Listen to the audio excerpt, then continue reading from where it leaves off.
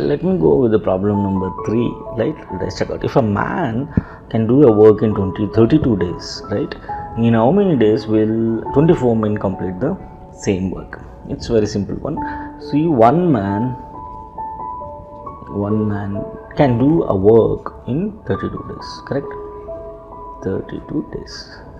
For 24 men, how many days they'll take?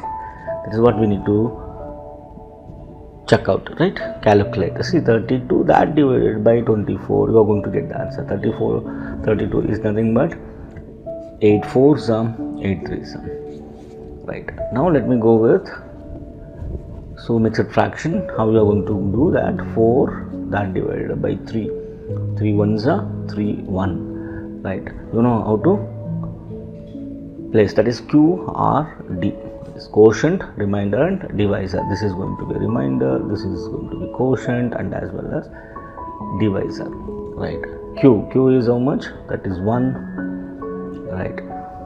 R is again 1 and 3. See, 1 by 3 days they are going to finish the work. That is how many people? It is 24 men will going to complete the work.